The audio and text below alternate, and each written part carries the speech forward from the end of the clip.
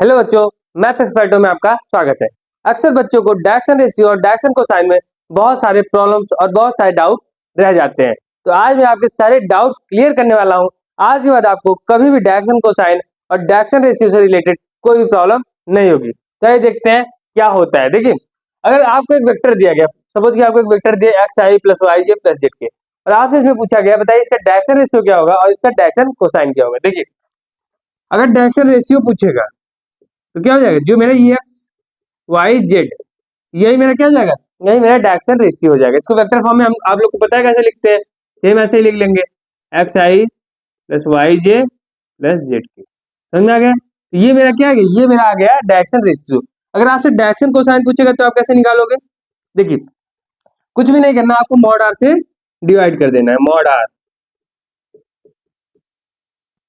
और Z by mod are. समझ में आ गया। ये मॉड आर क्या होता है आपको पता है। देखिए, आर ये है तो मॉड आर क्या हो जाएगा मेरा, X square plus Y square plus Z square. अब आप सोचोगे दोनों में डिफरेंस क्या है। तो देखिए, अगर आप ध्यान से देखोगे तो ये मेरा क्या है, ये एक वेक्टर है। डायरेक्शन रेशियो क्या है, एक तरीके का ये मेरा वेक्टर है। क्या है ये, वेक्टर है। पर डायरेक्शन कोसाइन क्या है, आप देखिए ध्यान से, तो क्या है, यूनिट वेक्टर है। क्या है, यूनिट वेक्टर। देखिए, यूनिट वेक्टर क्या होता है आप सबको पता है ना, क्या होता था, आर बाई मॉड आर। क्या होता था, यूनिट वेक्टर। तो यहाँ हम क्या कर रहे हैं, डिवाइड ही तो कर रहे हैं मॉड आर से। समझ आ रहा है ना। तो डिवाइड ही कर रहे हैं, तो ये क्या हुआ, एक तरीके हमारा यूनिट वेक्टर हो गया। डिफरेंस समझ में आ गया। ये सिंपल सा वेक्टर होगा और डायरेक्शन कोसाइन और क्या हो जाएगा, यूनिट वेक्टर। इसी को हम लोग क्या बोल देते हैं, एक्स वाले को हम लोग एल बोलते हैं, इसी को हम लोग एम बोलते हैं और इसी को हम लोग एन बोलते हैं। इसको और क्या बोलते हैं, इसी को हम लोग बोलते हैं कॉस अल्फा, एम को हम लोग बोलते हैं कॉस बीटा और एन को हम लोग बोलते हैं कॉस गामा। बात क्लियर हो गई। इसको हम लोग कैसे लिख सकते हैं, L I plus M J plus N K. तो एल एम एन क्या हो गया, एल एम एन मेरा डायरेक्शन कोसाइन हो गया। बात कर समझ में आई। अब कभी भी डाउट नहीं रहेगा आपको, ठीक है।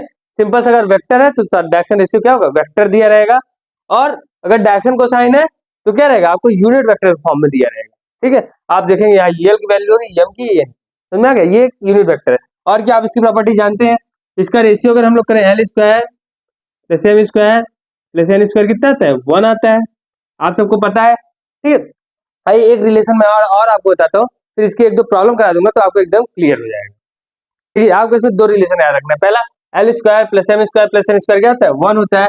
दूसरा, अगर आपको क्या दिया हो, अगर आपको अभी मैंने आपको बताया, ठीक है, अगर आपको वेक्टर दिया है और आपको डायरेक्शन कोसाइंस पूछा है तो आप क्या करोगे, vector plus minus A by upon mod R. Mod R क्या था, A square plus B square plus C square, M क्या होगा, बी बाई और एन क्या होगा, सी बाई। एक आइए मैं आपको एग्जाम्पल समझाता हूँ। जैसे आपको वेक्टर दिया है R equal to 3i minus 4j plus 5k।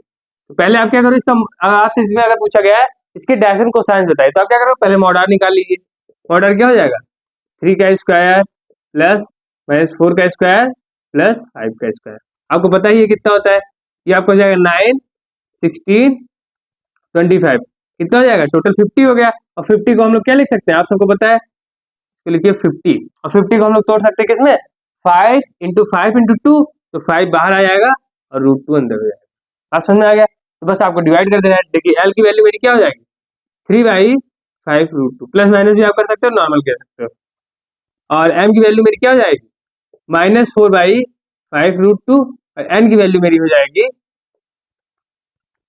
क्या हो जाएगी, 5/5 √2। अब इसको कट कट भी कर सकते हो, थोड़ा आंसर आपका आ जाएगा। समझ में आ गया। अब आइए मैं आपको बताता हूँ लाइन सेगमेंट का डायरेक्शन रेशियो और डायरेक्शन कोसाइन कैसे निकालते हैं। देखिए, अब एक लाइन सेगमेंट कैसे हम लोग डायरेक्शन कोसाइन, डायरेक्शन रेशियो और वेक्टर निकालते हैं। देखिए, अगर हमें क्या दिया, ए दिया है x1 y1 z1, बी दिया है x2 y2 z2। तो देखिए पहली बात, तो अगर हमको वेक्टर निकालना हो ए बी तो क्या करेंगे, बी माइनस ए, तो क्या आएगा, देखिए x2 minus x1 i plus y2 minus y1 j plus z2 minus z1 के। बात समझ में आ गई, ये मेरा वेक्टर आ गया। अगर मुझे डायरेक्शन रेशियो निकालना है, डायरेक्शन रेशियो, ठीक है, तो मैंने क्या कहा था, जो वेक्टर होगा यही हमारा क्या हो जाएगा, यही मेरा आपका डायरेक्शन रेशियो हो जाएगा। तो आपका डायरेक्शन रेशियो क्या हो जाएगा, देखेंगे तो आप x2 minus x1 comma y2 minus y1 comma z2 minus z1। समझ में आ गया। ये मेरा क्या है, मेरा डायरेक्शन रेशियो आ गया। डायरेक्शन कोसाइन कैसे आया, मैंने आपको बताया था इसकी क्या करिए, सेगमेंट से मॉड से डिवाइड कर दिए, तो आप क्या करेंगे, x2 minus x1 by mod A B, इसकी लेंथ जो होगी उससे आप क्या कर लोगे, डिवाइड कर लोगे, आपका डायरेक्शन कोसाइन आ गया।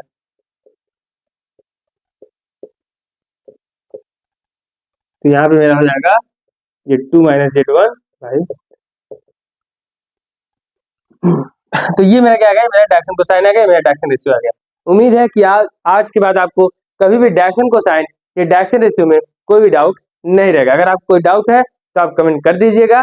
तब तक के लिए धन्यवाद और अपना ख्याल रखिए।